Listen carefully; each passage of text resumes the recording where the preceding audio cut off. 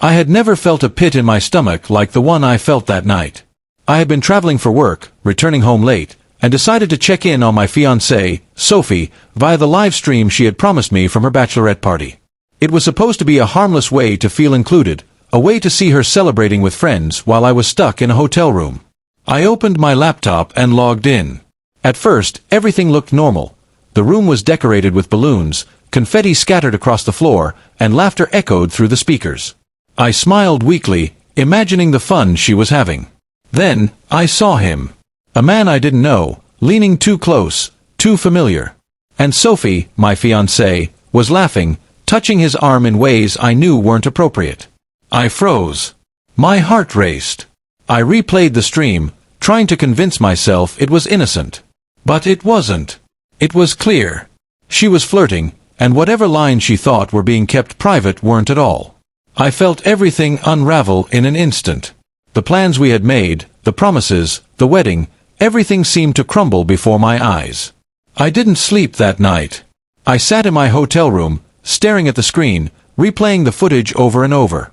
The next morning, I returned home early, the weight of what I had seen pressing down on me. Sophie was still asleep when I arrived. I didn't rush to confront her. I wanted to see if she would mention anything, if there was a shred of guilt or honesty in her demeanor. But she didn't. I brewed some coffee, sat across from her at the kitchen table, and waited for the moment I had been dreading. She yawned, stretched, and smiled. "Good morning," she chirped, completely unaware that I had seen everything. I remained silent.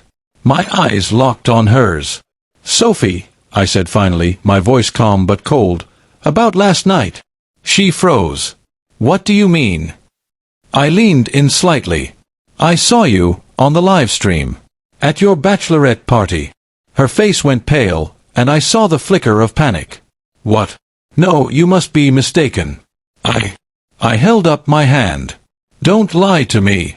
I saw everything. I watched you flirt with another man. I watched you cross lines that should have been boundaries for your fiancé." The room went silent. She searched for words, her mouth opening and closing, but nothing came out. I continued, my voice steady. "Sophie, I trusted you. I loved you. And I would have defended our relationship until the end. But you chose to betray that trust publicly, while knowing I could have been watching." Tears welled in her eyes.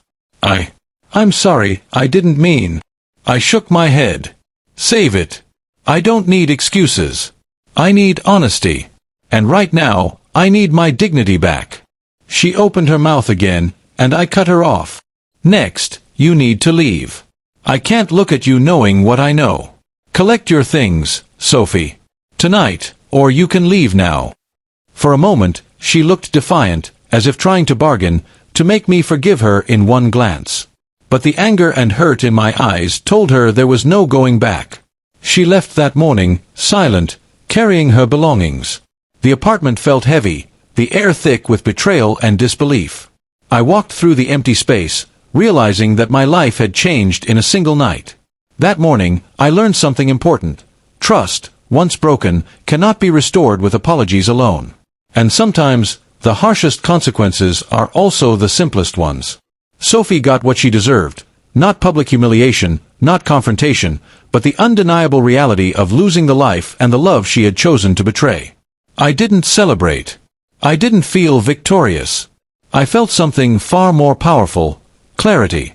And as I closed the door behind her, I knew I would never let someone who could betray me so easily be part of my future.